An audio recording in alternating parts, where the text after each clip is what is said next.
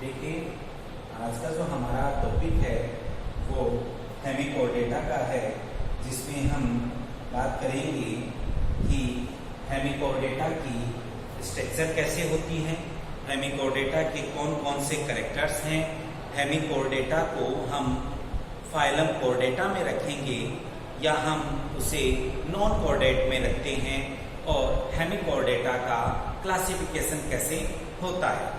तो आइए अब हम डिस्कस करते हैं हेमिकोडेटा। पहले हम हेमिकोडेटा के बारे में पढ़ें, उससे पहले हम इसका एक रिप्रेजेंटेटिव एनिमल है उसकी बात कर लेते हैं। और इसका रिप्रेजेंटेटिव एनिमल आपको नजर आ रहा है बेलेनोग्लोसस। ये स्ट्रक्चर है, ये बेलेनोग्लोसस की आप यहाँ देख सकते हैं। देखिए, ये जो बेलेनोग्लोसस है, इसका ये जो पार्ट है ये प्रोबोसिस पार्ट है और ये इसका कोलर पार्ट है। ये देखिए, ये इसका प्रोबोसिस एरिया आपको नजर आ रहा है, ये इसका कोलर एरिया नजर आ रहा है। फिर ये ट्रंक का जो एरिया है उसमें आप इसके डायग्राम में देख रही हैं, यहाँ पर इसके जेनाइटल, ये जो एरिया है ये जेनाइटल विंग्स कहलाती हैं, जिसमें गोनेट्स आपको लीनियर फैशन में नजर आ रही हैं। और ये नीचे वाला ब्रेंकियोजेनाइटल रीजन है, ये ब्रेंकियोजेनाइटल रीजन है और ये इसकी मिड रीज है, जो ये आपको मिड रीज नजर आ रही है।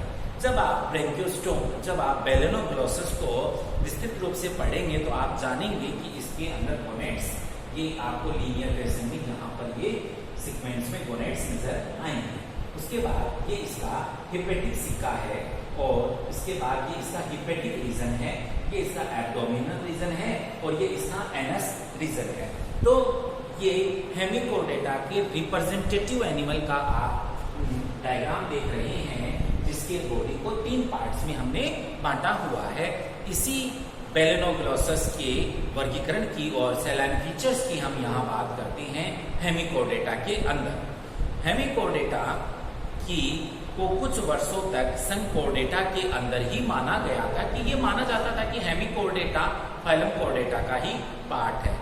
इसे इनवर्टिब्रेट्स, इसे अन्य अकशेरुकियों में प्रोटोकोर्डेटा माना जाता था। तो यही भ्रम था कि ये कोर्डेटा में आएगा या ये नॉन कोर्डेट्स में आएगा, इनवर्टिब्रेट्स में आएगा। तो इसे को ध्यान में रखते हुए ये आखिर ये माना गया कि इसे इन दोनों की कनेक्टिंग लिंक मान लिया जाए। तो जो कोर्डेटा और नॉन कोर्डेटा के बीच की जो कनेक्टिंग लिंक है वो हेमिकोर्डेटा को हम मानते हैं, जिसमें कोर्डेटा के कैरेक्टर भी हैं, एक कैरेक्टर स्टोमोकोड है, आप आगे जानेंगे, और बाकी इसमें नॉन कोर्डेटा के कैरेक्टर होते हैं। तो चलिए अब हम इसको समझते हैं। तो ये जो भ्रम है कि कोर्डेटा में आएगा या नॉन कोर्डेटा में आएगा, इसी कारण से इस संघ के सदस्यों में एक ऐसी संरचना देखी गई जिसे कुछ प्राणी विज्ञों ने इसे नोटोकोड मान लिया। इन जंतुओं की फेरिंग्स में गिल स्लिट्स भी पाई जाती हैं। यह भी कोर्डेटा का ही एक विशिष्ट लक्षण है। इसी आधार पर हेमिकोर्डेटा के जंतुओं को कोर्डेटा माना गया, परंतु पूर्ण कोर्डेटा के लक्षण न मिलने के कारण इन्हें हेमिकोर्डेटा, हेमी का मतलब होता है हाफ। देखिए, हेमिकोर्डेटा 2 वर्ड से मिलकर, एक ग्रीक वर्ड है जो 2 वर्ड से मिलकर बना हुआ है। हेमी का मतलब होता है हाफ और कोड का मतलब होता है स्ट्रिंग, नाम दिया गया। बाद में यह ज्ञात हुआ कि जिसे ये नोटोकोड मान रहे थे वो नोटोकोड न होकर के बक्कल डाइवर्टिकुलम था। आखिर बक्कल डाइवर्टिकुलम क्या होता है? तो इस पार्ट के अंदर एक हार्ड स्ट्रक्चर, स्टोमोकोड जैसे स्ट्रक्चर ही बक्कल डाइवर्टिकुलम है। इन जंतुओं के अन्य सभी लक्षण इनवर्टिब्रेट्स, नॉन कोर्डेट्स, काइनोडर्मेटा के जीवों के समान थे। सिर्फ इनके अंदर गिल खियांचे या गिल स्लिट्स ही पाई जाती थी, जो कोर्डेटा के समान लक्षण रखती थी। तो इन्हें कोर्डेटा कहना उपयुक्त नहीं माना गया। इनके जीवन की घूर्णी अवस्थाएं इकाइनोडर्मेटा फाइलम के जंतुओं की तरह होती हैं, जिसे इनका जो लार्वा है हेमिकोर्डेटा का, जिसे टॉर्नेरिया लार्वा कहते हैं, और ये टॉर्नेरिया लार्वा इकाइनोडर्मेटा का जो एस्टेरॉइड का जो क्लास एस्टेरॉइड्स का जो लार्वा है बाइपिनेरिया, उसके समान होता है। तो ये आखिर इसे इकाइनोडर्मेटा के सिमिलर क्यों माना गया? तो काइनोडर्मेटा के सिमिलर इसलिए माना गया क्योंकि लार्वल फेज के अंदर इसका हेमिकोडेटा का लार्वा टॉर्नेरिया लार्वा और काइनोडर्मेटा का लार्वा पाइपिनेरिया लार्वा, उन दोनों में रिजेम्बलेंस ज्यादा देखी जाती है, समानता ज्यादा देखी जाती है, इसलिए ये माना गया है। ऐसा प्रतीत होता है कि हेमिकोडेटा का कोडेटा के पास इसकी कंपैरिजन में काइनोडर्मेटा से ये अधिक संबंध रखता है। बुद्धि विकास की जिस दिशा में हम हेमिकोडेटा का पहले हेमिकोडेटा का विकास हुआ और हेमिकोडेटा से बाद में आगे जाकर के कोडेटा का विकास हुआ है। अब हम आगे बढ़ते हैं और अब हम बात करते हैं इसके मेन कैरेक्टर्स की। हमने इसके डायग्राम्स की बात कर ली थी, अब हम उसको इसके जो मुख्य लक्षणों के साथ समझेंगे। जैसे हेमिकोडेटा जंतु ट्रिप्लोब्लास्टिक, बायलैटरल सिमेट्रिकल और सिलोमेट होते हैं। देखिए मित्रों, ट्रिप्लोब्लास्टिक का मतलब ये हुआ कि उसके अंदर एक्टोडर्म, मेसोडर्म और एंडोडर्म मिलकर के पूरी बॉडी का फॉर्मेशन करेंगे। तो ये तो डेवलपमेंटल बायोलॉजी की बात है। ये डेवलपमेंटल स्टेज के अंदर एक्टोडर्म, मेसोडर्म, एंडोडर्म ही इसकी पूरी बॉडी का फॉर्मेशन करती है, तो ये ट्रिप्लोब्लास्टिक होता है। सिमेट्री के टॉपिक में आप ये पढ़ चुके हैं कि बायलैटरल सिमेट्री क्या होती है, तो इसकी सिमेट्री बायलैटरल होती है। सिलोमेट, आप ये भी सिलोम में पढ़ चुके हैं, ए सिलोमेट, सीडोसिलोमेट और सिलोमेट। तो ये सिलोमेट कैटेगरी का एनिमल होता है, इसकी बॉडी के अंदर सिलोम पाई जाती है। फिर बात करते हैं कि ये कर्मी रूपी जीव मैराइन हैबिटेट में पाए जाते हैं, यानी इनका जो आवास है, रहने की जगह है, वो मैराइन होती है। वाटर में ये रहना पसंद करते हैं, मैराइन में। वो वाटर भी कैसा, साल्ट वाटर, मैराइन वाटर में ये रहते हैं। अधिकांशतया ये स्थान मत्स्यशायी होते हैं तथा समुद्र में औपंत भाग में बिल बनाकर रहते हैं। और इसमें सेसाइल का मतलब ये होता है कि इनमें कोई बहुत ज्यादा मूवमेंट नहीं पाई जाती, ये एक जगह पे स्थिर रहते हैं। और ये क्या करते हैं, मड जो होती है ना, समुद्र जो है, अगर ये ओशन का बॉटम है तो उस बॉटम के अंदर, ये मड के अंदर यहाँ पर इस तरह से अपना बिल बना करके रहते हैं मड के अंदर।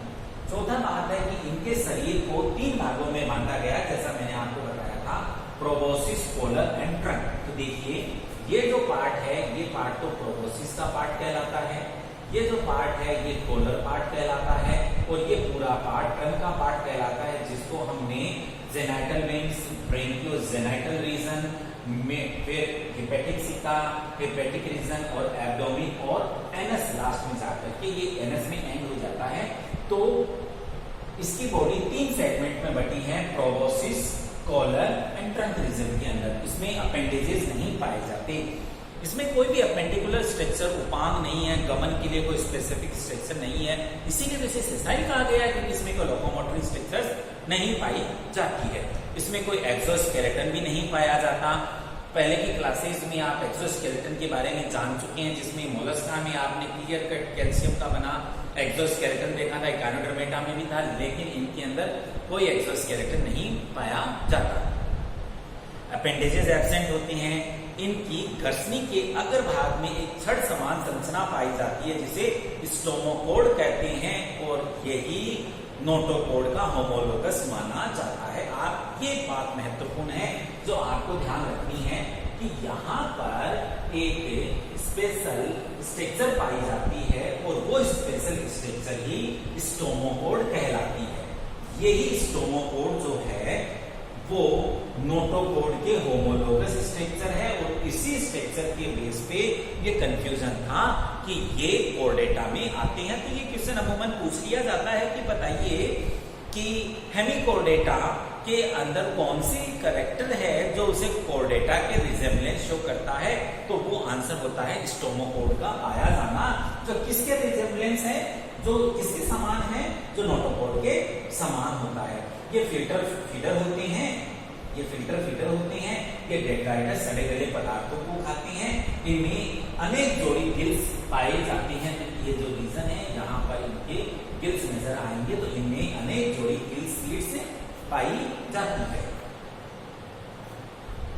फिर हम बात करते हैं अगले कैरेक्टर की।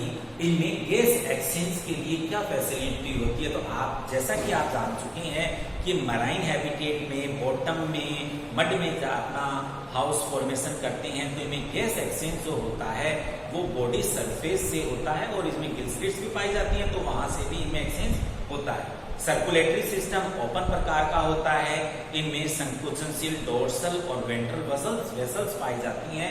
तो जो ब्लड सर्कुलेशन का क्या वे है, तो ब्लड सर्कुलेशन इनमें ओपन टाइप का ब्लड सर्कुलेशन पाया जाता है। अब बात करते हैं कि इनमें एक्सक्रीटरी स्ट्रक्चर कैसी होती है, तो इनमें एक्सक्रीशन के लिए ये वाटर संतुलन बनाने के लिए में ग्लोमेरुलस होता है और ये बॉडी सरफेस से भी गैस एक्सचेंज करती है, वाटर में रहती है तो ऑब्वियसली इनमें एक्सक्रीटरी प्रोडक्ट होगा वो अमोनिया होगा, इसलिए इसमें सरफेस से डिफ्यूजन के द्वारा ही एक्सक्रीशन इनमें हो जाएगा। फिर इनमें बात करते हैं कि प्रजनन कैसा होगा, तो देखिए आगे आप जानेंगे वर्गीकरण में। तो इनमें दो क्लासेज हैं, तो एंटेरोन्यूस्टा टेरोब्रेकिया। तो जो सेक्सुअल रिप्रोडक्शन है वो एंटेरोन्यूस्टा क्लास की स्पेशलिटी है और एसेक्सुअल रिप्रोडक्ट तथा एसेक्सुअल भी होता है। इनमें जो सेक्सुअल रिप्रोडक्शन है वो एक्सटर्नल होता है और जैसा मैंने आपको बताया डेवलपमेंट इनडायरेक्ट होगा। इनडायरेक्ट डेवलपमेंट से आप क्या समझते हैं, इनडायरेक्ट डेवलपमेंट के अंदर लार्वा फेज पाई जाती है जिसकी मोल्टिंग होकर के एडल्ट में वो कन्वर्ट होता है। तो इसका जो लार्वा है वो टोर्नेरिया लार्वा होगा और आप ये जान चुके हैं कि टोर्नेरिया लार्वा ही इकाइनोडर्मेटा के बाइपिनेरिया लार्वा से सिमिलरिटी रखता है। फिर इसका नेक्स्ट कैरेक्टर है सेगमेंटेशन। तो इनकी जो बॉडी है वो सेगमेंटेड नहीं होती, इनकी बॉडी 3 पार्ट में डिवाइडेड होती है, जिसमें प्रोसोम, ये प्रोसोम रीजन, उसके बाद मीजोसोम, ये इसका मीजोसोम रीजन है और ट्रंक का जो पार्ट है वो मेटासोम रीजन कहलाता है, ये इनका मेटासोम रीजन है।